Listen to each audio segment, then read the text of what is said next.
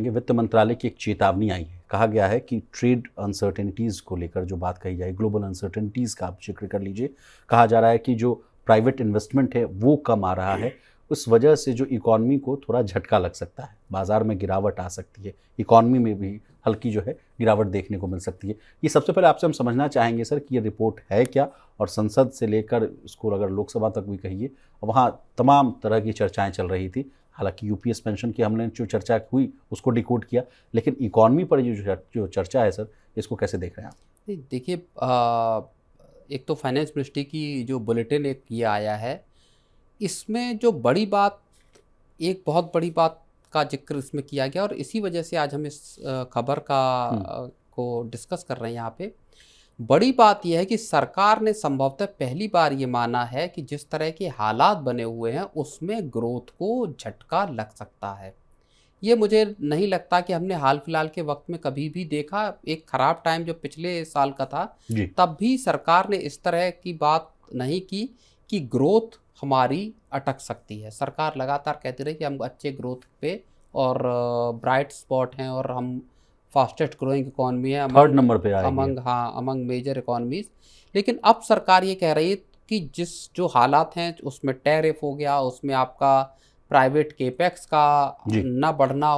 Sir कुछ point है, मैं आपको एक एक करके मैं बोल रहा हूँ, उसको आप डिकोड कीजिएगा। पहला कहा जा रहा है कि सुस्त वैश्विक मांग, यानी जो ग्लोबल जो डिमांड है वो सुस्त रह सकती है। दूसरा कहा गया कि अमेरिकी इकॉनमी वहाँ की जो है वो सिकुड़ती हुई नजर आ रही है, यानी जिस तरह से हम लोग लगातार मनी सेंटर में भी हम लोग चर्चा करते रहे, 0.2% के आसपास आ चुकी है। टैरिफ को लेकर कहा गया कि अनसर्टेनिटीज़ बढ़ती हुई नजर आ रही है। कमजोर जो है प्राइवेट इन्वेस्टमेंट की बात कही जा रही है। इसके अलावा वो चाइनीज़ रेयर अर्थ मेटल और मैग्नेट्स वाला भी मामला, इसके पहले अगर आप एक चैप्टर पीछे जाएंगे सर, तो सेमीकंडक्टर वाला मामला, इन तमाम मुद्दों को जोड़ कर देख रही है वित्त मंत्रालय और कह रही है कि ये तमाम फैक्टर्स हैं जो हमारी इकॉनमी को थोड़ा सा धक्का दे सकते हैं। नहीं, बिल्कुल, देखिए, टैरिफ की अनसर्टेनिटी सबसे बड़ी इस पूरे माहौल में बनी हुई है। और उसमें एक बड़ी चीज़ जो इस चीज़ को जो जितने जो फैक्टर आपने गिनाए, उसके साथ एक चीज़ जो मुझे समझ में आती है वो ये है कि अब तक अगर सरकार ग्रोथ को लेके कुछ नहीं कह रही थी या ये माना जा रहा था कि ग्रोथ अच्छी रहेगी, तो उसके पीछे एक बड़ी वजह ये थी कि ये लग रहा था कि अमेरिका के साथ एक अच्छी डील टैरिफ को लेके हो जाएगी सर। लेकिन इतने दिन गुजरने के बावजूद आप समझिए कि जनवरी फरवरी से सब पूरा ये कहानी शुरू हुई है टैरिफ को लेके खास तौर पे, और फिर अप्रैल आया और उसके बाद अब अगस्त आ गई, और बिल्कुल कई बार ऐसा लगा कि भारत और अमेरिका ने एक ट्रेड डील क्लिंच कर ली है, उसको डील को क्रैक कर लिया, हो जाएगी डील, लेकिन वो डील अभी तक हो नहीं पाई। अब जो सबसे ताज़ी अपडेट है और जिसको हमने डिस्कस भी किया वो ये था कि 15 अगस्त या उसके बाद जो है अमेरिका की एक टीम आ सकती है, फिर चर्चा की जाएगी, नए सिरे से फिर सारी बातचीत होगी। एग्री प्रोडक्ट्स को लेके है, जीएम क्रॉप्स को लेके है, मेज़ यानी मक्के को लेके है, फिर बाकी के जो डेयरी प्रोडक्ट्स हैं उनको लेके है। बहुत सारे ऐसे प्रोडक्ट्स हैं जिनका एक्सेस अमेरिका चाहता और भारत देना नहीं चाहता अपने हितों को देखते हुए। बार बार जो पीयूष गोयल हैं या सरकार की तरफ से इस तरह के बयान अब आते हैं जिनमें कहा गया है कि हम नेशनल इंटरेस्ट को पहले रखेंगे, हमें हड़बड़ी में कोई डील नहीं करनी। उससे पहले कहा जा रहा था कि अक्टूबर नवंबर तक एक अच्छी एक mega deal, mother of all deals, ऐसा तो वो एक दौर था अप्रैल तक का, मार्च अप्रैल तक का, जब सरकार बड़ी ऑप्टिमिस्ट थी इस बात को लेके कि अमेरिका के साथ जिस तरह के रिलेशंस भारत के रहे हैं उसमें एक सबसे बेहतर और सबसे अच्छी डील और सबसे जल्दी डील भारत करेगा जी। वो पूरा का पूरा जो एक जो वो था, एक राय थी, एक जो सोच थी, वो अब थोड़ी सी टूटती दिख रही है। और उसका इम्पैक्ट क्या सरकार खुद इस बात को मान रही है कि ये जो इम्पैक्ट होगा ये हमारी ग्रोथ के पे थोड़ा हैम्पर कर सकता है ग्रोथ को। तो ये मुझे इसमें जो टैरिफ की अनसर्टेनिटी को बात कही गई है, दरअसल उसमें इस बात को छुपाने की कोशिश की गई है कि अमेरिका के साथ डील को लेकर ज़्यादा बड़ी अनसर्टेनिटी अभी भी बनी हुई है जी। लेकिन एक इसमें गुड न्यूज़ ये भी है सर कि कहा जा रहा है कि जहाँ तक फाइनेंशियल 2026 का बात है, वो कह रहे हैं कि अर्थव्यवस्था जो है स्थिर दिख रही है। तो ये हमारे लिए पॉजिटिव बात है या नहीं? इसको कैसे देख रहे हैं सर? नहीं, बिल्कुल अर्थव्यवस्था देखिए रेजिलियंस इकोनॉमी शो कर रही है। नहीं सर, माफ कीजिएगा, मैं आपको रोक रहा हूँ। आरबीआई की कुछ दिन पहले ही रिपोर्ट आई थी प्रवीण सर, जिसको हम लोगों ने मनी सेंट्रल में चर्चा भी किया है। कहा गया कि इकॉनमी देखिए 6.5% की दर से बढ़ रही, रिटेल इन्फ्लेशन का आंकड़ा देखिए 2% से नीचे है। आरबीआई के जो कदम है आप वो देखिए, 100 बेसिस पॉइंट का जो रेपो रेट है उसमें कट किया गया, और जिस तरह से नहीं मतलब पूरे कैलेंडर ईयर में अगर आप देखें तो रेपो रेट में जो है 100 बीपीएस का कट किया गया, सीआरआर में 100 बीपीएस का कट किया गया। आगे भी कहा जा रहा है कि जो अगस्त में मॉनेटरी पॉलिसी की बैठक होगी उसमें भी 0.25% की कटौती होगी। आप जो सारी चीज़ें बता रहे हैं उसके साथ आप हमने इस चीज़ को भी डिस्कस किया था, रघुराम राजन की एक आप वार्निंग को याद कीजिए जो बहुत जल्दी हाल में ही उन्होंने कहा था। उन्होंने ये कहा था कि भले आरबीआई ने 100 बीपीएस का रेट कट किया है और 100, बिल्कुल ये एक जादू की छड़ी नहीं है जो इकोनॉमी को एकदम रिवाइव कर देगी या एकदम टर्न अराउंड कर देगी, रॉकेट की तरह से इकोनॉमी भागने लगेगी। उसके लिए आपको कुछ दूसरी चीज़ें करनी होंगी, कॉम्पिटिटिव एनवायरनमेंट तैयार करना होगा कंपनियों के लिए और एक लेवल प्लेइंग फील्ड क्रिएट करना होगा।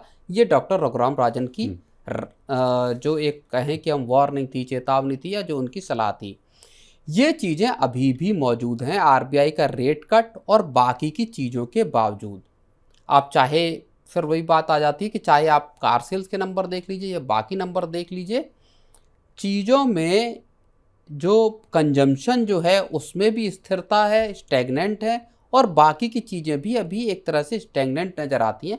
और अब जैसे जैसे आप समझिए कि अगर टैरिफ लागू होते हैं या भारत और अमेरिका के बीच में किस तरह के टैरिफ को लेकर डील बनती है, उसका असर फिर आगे नज़र आ सकता है। रियल एस्टेट सेक्टर की अगर आप बात करें, भले रेट कट हो गए लेकिन अभी किसी तरह का एक जो संकेत आ रहे हैं उस हिसाब से ऐसा नहीं लगता कि एक तेज उछाल वहाँ पे भी दिखाई दे रहा है। जी, एक लास्ट सवाल सर, कहा जा रहा है कि अमेरिका ने ब्रिटेन, जापान, इंडोनेशिया, वियतनाम के बाद अब यूरोप से भी डील कर ली। भारत का नंबर कब आएगा सर? ये हमारे व्यूअर्स का भी सवाल है जिसको मैं लेने की कोशिश कर रहा हूँ। उस बात को तो मैं अभी तक बता ही रहा था जी कि तो अगस्त के मंथ जो मध्य की बात हो रही है सर, तो उसमें क्या अमली जामा पहना? अमली जामा तो मुझे नहीं लगता कि साइन हो जाएंगे, क्योंकि साइन जब होंगे हो सकता है कि प्रधानमंत्री मोदी और हो सकता है डोनाल्ड ट्रंप के बीच में की मौजूदगी में उस पर साइन हो, या कुछ एक हाई प्रोफाइल इवेंट होगा जिसमें उस पर दस्तखत होंगे उस डील पे। ओके, लेकिन उसकी तैयारियां चल रही हैं। अब उसमें ये टीम आएगी, फिर डिस्कशन होगा कि भारत कितना अपने एग्री या डेयरी सेक्टर को या दूसरे सेक्टर्स को खोलने के लिए तैयार है, अमेरिका कहाँ कहाँ पे रियायत देने को तैयार है। और मुझे लग रहा है अभी वो चीज़ें सुलझ नहीं पाई हैं। ओके। और भारत अभी बहुत ज़्यादा अब रियायत देने के मूड में नज़र भी नहीं आ रहा, हड़बड़ी में भी नहीं है। बिल्कुल हड़बड़ी में नहीं है, मतलब रियायत देने के ज़्यादा आपके लिए ज़्यादा आप तैयार नहीं हो। अब भारत ये कह रहा है कि आराम से बात कर लेते, अब जो होगा देखा जाएगा। उस टाइप का 26% का टैरिफ ही तो लगना है।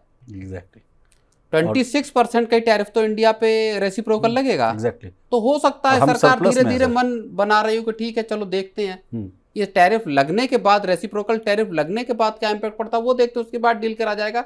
क्यों हम पहले ही अपना, और उसमें एक और बड़ी चीज़ है, जो भारत की यूके के साथ एक बड़ी डील हुई है वो वाकई एक बड़ी डील है।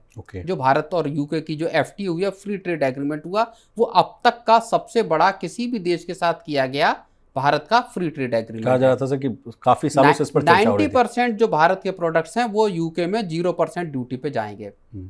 उसको लेकर मैंने स्टोरी भी की थी सर कि लग्जरी कारों की कीमत जो है वो भारत में जो यूके का सामान है, चाहे लग्जरी कारें हैं चाहे स्कॉच विस्की है, उसकी जो कीमतें हैं उनमें गिरावट आने वाली है।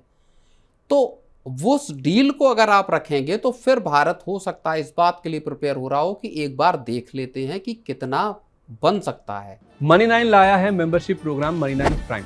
अब आपके दिमाग में कई सारे सवाल होंगे, मसलन आखिर क्या है ये Money9 प्राइम, आपके लिए यानी दर्शकों के लिए इसके क्या फ़ायदे हैं, और एक बड़ा सवाल ये कि Money9 प्राइम से आखिर जुड़ना कैसे है। तो इसकी पूरी जानकारी हम आपको देने जा रहे हैं।